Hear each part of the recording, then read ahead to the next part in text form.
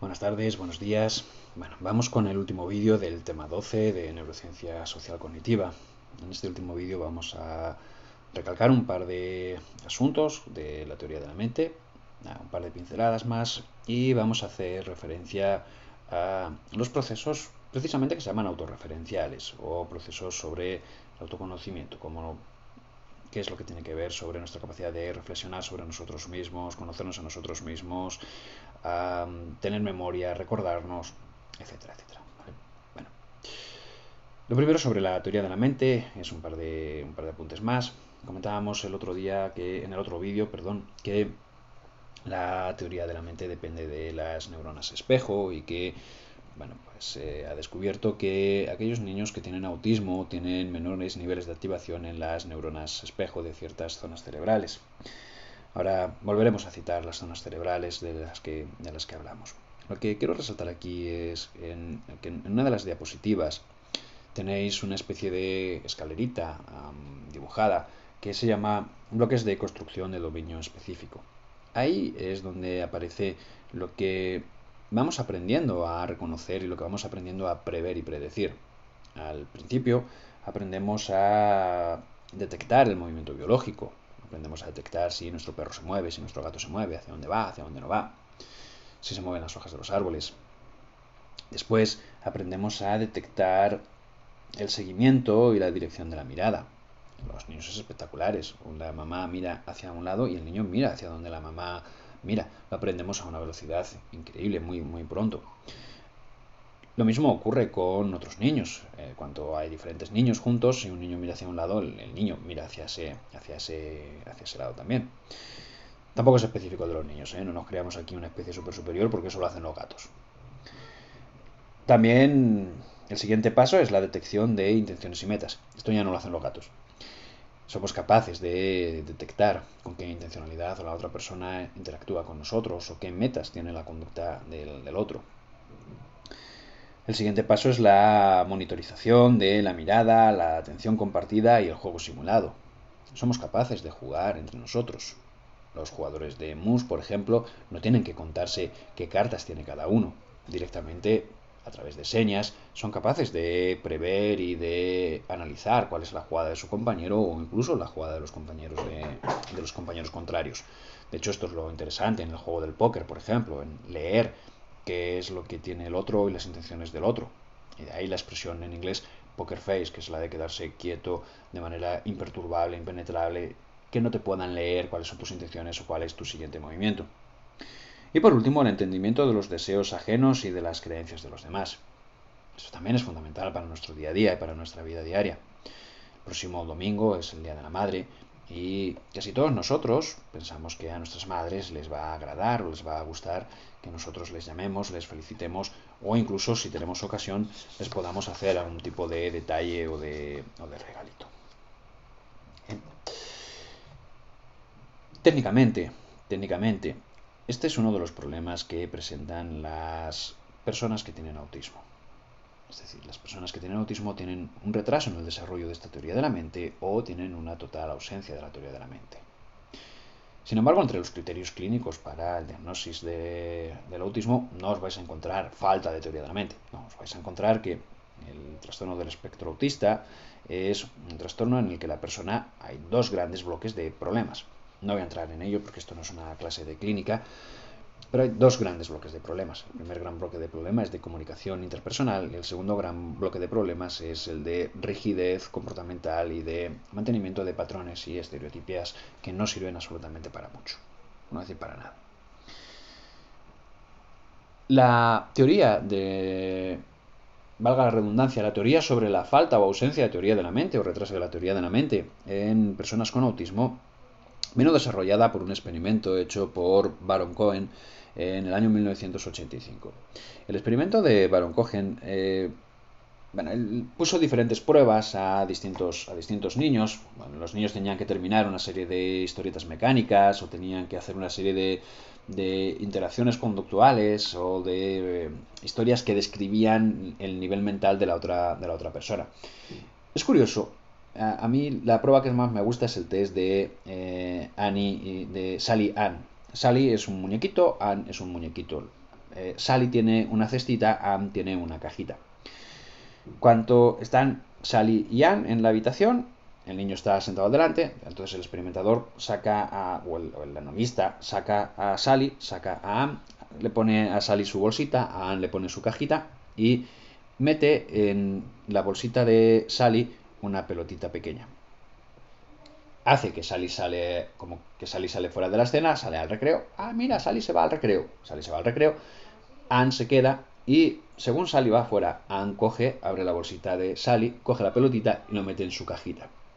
La pregunta que se le hace al niño es, oye, chiquitín, cuando entre Sally de nuevo a la clase, ¿dónde tiene que buscar Sally su pelotita? Y obviamente el niño coge y dice, en la cajita. Da la respuesta correcta, ¿dónde está la pelotita? La respuesta correcta, ¿dónde está la pelotita? Es la cajita. Pero la pregunta no es dónde está la pelotita. La pregunta es, ¿dónde se supone que Sally debe buscar la pelotita? Sally no ha visto que Anne le ha quitado la pelotita. Sally debería buscar una bolsita. El resultado interesante de este tipo de pruebas, de este tipo de situaciones, fue que el 80% de los niños con síndrome de Down, o que él utilizó como muestra experimental, eran niños de 6 a 17 años. Y los niños autistas que él utilizó de muestra, el 80% cometían errores en este tipo de pruebas y tuvieron un rendimiento bastante pobre. Es cierto que lo hicieron bastante bien en algunas historias mecánicas. Es cierto que los niños respondieron incluso mejor que niños teóricamente sanos a ciertas historias mecánicas. Pero todo lo que implicaba leer las intenciones de los demás o leer la mente de los demás, no funcionaba bien.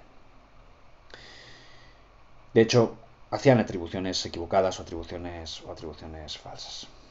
Os decía antes que Ramachandran, que es el hindú aquel que os comentaba en el vídeo anterior, que pensaba que el descubrimiento de las neuronas espejo iba a ser como el descubrimiento del ADN en biología. Bueno, pues en una investigación que hizo demostró que los niños con autismo tenían unos niveles de activación menor en sus neuronas espejo en ciertas áreas cerebrales, en la corteza cingulada anterior, en el giro frontal interior, en la corteza premotora y en el lóbulo de la ínsula. Por último, citaros que los autistas pues, no suelen manifestar actividad en la corteza premotora, aunque sí en ciertas áreas de la corteza visual derecha o del lóbulo parietal anterior izquierdo, donde tienen muchos mayores niveles de activación en tareas de reconocimiento de caras y de reconocimiento de expresiones faciales. Esto es importante porque uno de los problemas que si alguno de vosotros se dedica algún día a la clínica o se dedica algún día a tratamiento con niños con autistas, de niños autistas o de niños de este rango de espectro, os vais a encontrar que les cuesta muchísimo trabajo reconocer cierto tipo de cosas, cierto tipo de emociones, cierto tipo de expresiones en el rostro de los demás, pero sin embargo sí son conocedores del rostro de los demás, sí son conocedores y buscan mucho la seguridad. Es todo lo que sean rostros conocidos, todo lo que sea para ellos es algo bueno, es algo por eso lo pasan tan mal en carnavales. Es decir, meter a un niño con autismo, a un niño TEA, a hacer un teatrillo de carnaval en un colegio normal y corriente, para ellos es un castigo divino. Bien. Hasta aquí con nuestras neuronas espejo y con la teoría de la mente. Vamos a ver el último apartado de este tema, que son los procesos que hacen referencia a la presentación del yo, del ser. Bien. Aquí os hago una pequeña recomendación y es que os hagáis con aquellos que no es obligatorio, no os voy a preguntar sobre ello, simplemente si os mola todo el rollo este de la neurociencia y demás, os recomiendo este librito, ¿vale? Y el cerebro creó al hombre, de Antonio Damasio. Es un libro bastante interesante en el que explica de una manera espectacular cómo el cerebro crea las emociones y crea el yo, crea las ideas de yo frente a los demás, etcétera, etcétera. Está muy bien hecho, muy bien escrito y no tiene un lenguaje complicado. Hay algunas partes que cuando trata de explicar cómo funcionan ciertas redes neuronales que es un pelín lioso, pero el autor ha intentado explicarlo y ha intentado poner además diferentes dibujitos y esquemas para que se pueda seguir más o menos el argumento. Bueno. Varios procesos que hacen referencia a la presentación del yo. Obviamente el primer proceso es el autoconocimiento. El autoconocimiento incluye la habilidad para conocerse a uno mismo, como la capacidad para almacenar información referida a la personalidad, los intereses y la biografía propia. Entonces, tenemos dos patas distintas. Por un lado, la pata de conocernos a nosotros mismos y por otro lado, la pata de tener una memoria o un sistema de almacenamiento de la información que nos permita reconocernos a nosotros mismos. Ha habido diferentes estudios que han intentado trabajar con esto. Se ha descubierto que se activan los dos hemisferios, que puede haber resultados contradictorios respecto a si el izquierdo o el derecho se relacionan más con el autoconocimiento, Bueno, yo desde mi punto de vista, esto de la separación del hemisferio derecho más intuitivo, el hemisferio izquierdo más verbal, tal, no, neurochorradas. También se ha intentado ver y se ha intentado estudiar si las representaciones que tenemos nosotros mismos pues son a nivel neuronal, son a nivel de órganos, a nivel de estructuras, como es. Y pues es bastante más complicado que todo esto. Por eso muchas veces los estudios en neuroimagen, en los que intentaban localizar ciertas funciones mentales en áreas específicas cerebrales, no nos ayudan mucho en cuanto a la representación del yo o al autorreconocimiento y demás. ¿Qué sucede? Bueno, tenéis una cita de Vygotsky. La cita está puesta a conciencia, obviamente. Sabéis que la psicología rusa, pues para ellos era muy importante que todo el ámbito social primase por encima del ámbito individual. Lo que sabemos, bueno, pues gracias a un trabajo de Seti y Somerville, sabemos que las representaciones a nivel neuronal que tenemos de nosotros mismos y de los demás se superponen. Bueno, ¿cómo hacemos una representación de nosotros mismos? ¿O cómo hace el cerebro la representación de nosotros mismos? Bueno, pues es bastante complicado porque utiliza un mecanismo de arriba a abajo y otro mecanismo de abajo a arriba. El cerebro tiene que construir una imagen de todos nosotros. Entonces tiene que empezar por construir la imagen de nuestro propio cuerpo. Entonces, si cogemos el tallo cerebral, en el tronco encefálico, si cogemos el tronco más o menos a la altura de donde entra el nervio craneal número 5, a la altura del nervio del trigémino, ¿vale? Ahí justo por encima del nervio trigémino es donde se va a hacer la integración de toda la información. Por debajo, lo que va a hacer el organismo es coger información de, por un lado, todas las zonas de nuestras vísceras, nuestra respiración, etc. Todo aquello que sea información estable lo va a convertir en una especie de protoimagen, en una especie de imagen borrosa, de un mal negativo. Junto con toda la información de nuestra cara, de nuestro pelo, todo eso lo va a juntar, lo va a mandar al tálamo, y el tálamo va a hacer proyecciones a diferentes zonas de la corteza cerebral, donde se va a crear un patrón único de activación.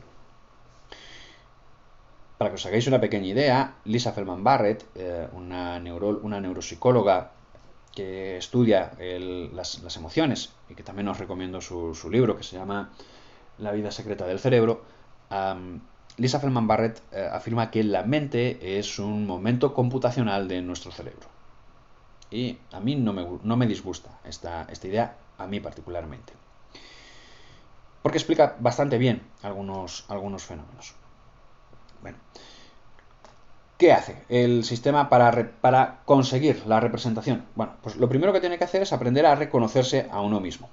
El reconocimiento facial, que es lo primero que aprendemos a reconocer, lo desarrollamos en torno a los 2 años. Los niños autistas tienen problemas también con este reconocimiento facial. Se retrasa el aprendizaje del reconocimiento facial. Probablemente algunos hasta los 4 o 5 años no lo hacen. Y algunos incluso hasta más tarde, ¿vale? Os recuerdo que el trastorno de espectro autista es muy amplio. Y después de la última revisión del DSM, más amplio todavía. Entonces, También sobre el segundo año los niños empiezan a utilizar pronombres personales y a presentar algunas emociones autoconscientes, como la pena y la vergüenza, sobre todo la vergüenza. Es el momento que vas con el niño que va andando, hasta ese momento siempre te ha puesto en un compromiso y de repente tiene vergüenza y se esconde detrás tuyo, le dura una temporadita. Bueno, los estudios con imágenes de resonancia magnética funcional en sujetos normales y que han intentado ver los correlatos neuronales del autorreconocimiento facial, lo que aparece es que se activan ciertas regiones posteromediales, la corteza del cíngulo, la región pecunia y ciertas estructuras límbicas, sobre todo la corteza cingulada anterior.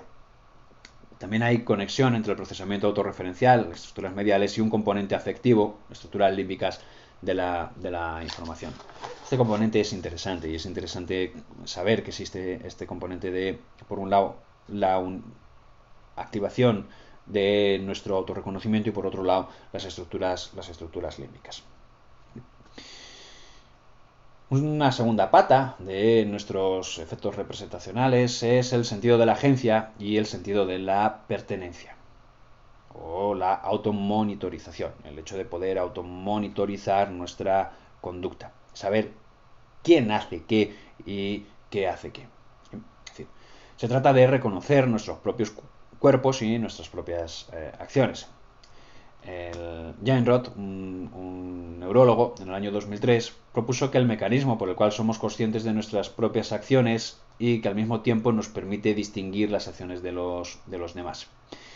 Bueno, pues esto de ser capaces de reconocernos a nosotros mismos como agentes, es el sentido de la agencia, y dueños, sentido de la pertenencia, de nuestro cuerpo, percepciones y emociones. Entonces, el yo se construye como una entidad independiente del mundo externo y además atribuye la agencia o qué causa qué. Y esto es debido gracias a la cognición social. Bueno, ¿cómo? A través de dos mecanismos. Uno es el mecanismo del modelo hacia adelante y el otro es la retroalimentación sensorial. Entonces, lo que hace el mecanismo hacia adelante es que el sistema motor lo que hace es predecir las consecuencias sensoriales de las acciones autoproducidas. Cuando este sistema falla y no somos capaces de predecir las consecuencias sensoriales de nuestras propias acciones, lo que hace el cerebro es creer que las acciones las está produciendo otra persona. Esto está muy vinculado a cierto tipo de trastornos como puede ser la esquizofrenia. ¿Vale? El segundo mecanismo es la retroalimentación sensorial. Es decir, las señales internas autogeneradas ejercen una influencia inhibitoria sobre aquellas regiones corticales responsables de analizar los efectos de una acción. Es lo que os contaba antes de cómo nuestro cuerpo genera la imagen de nosotros mismos, enganchando pues toda la información interna, generando toda esa información interna, creando una imagen y al final creando un mapa mental de esa representación interna, al que luego le añade la representación externa. Hay tres mecanismos más que permiten el autoconocimiento. Uno es la autorreflexión, otro es la memoria autobiográfica y por último la autorregulación. No voy a entrar en ninguno de los tres porque no es mi papel leeros las diapositivas, las tenéis ahí en el PDF. Simplemente resaltar que la memoria autobiográfica. Necesitamos ser capaces de recuperar las experiencias personales pasadas para tener cierto sentido del yo. Necesitamos un mecanismo que acumule la información para poder tener cierto sentido del yo y cierto sentido de estabilidad. Sin ese sentido de estabilidad no podemos tener conciencia. Pero además es porque esas experiencias pasadas es lo que nos va a permitir poder crear emociones. Es decir, cuando nosotros vivimos algo, nuestro cerebro lo que hace es buscar a qué se parece más esto. Y una vez que encuentra, lo que hace es una simulación de esto a lo que se parece. Y a partir de ahí empieza el nacimiento de una emoción. No voy a entrar en el tema porque ya imagino que lo habéis visto. Pero sí es importante el darse cuenta que sin una memoria autobiográfica no somos nadie. No tenemos esa conciencia del yo. Bien. En el fin de semana os subiré los vídeos destinados al último tema de la asignatura y también subiré un pequeño vídeo intentando reflexionar sobre la importancia de por qué saber todo esto de neurociencia, para qué le sirve a un psicólogo, de qué manera podemos integrar toda esta información a lo largo de la carrera. Más que nada por intentar a ver si soy capaz de daros un pequeño mapa, una pequeña idea, que no os pase como me pasó a mí hace 20 años, que en cuarto de carrera todavía andaba pensando que para qué coño servía todo esto. Intentaré a ver si os puedo dar una pequeña imagen que ayude a integrar toda esta información. Un saludo, chicos, cuidaos mucho.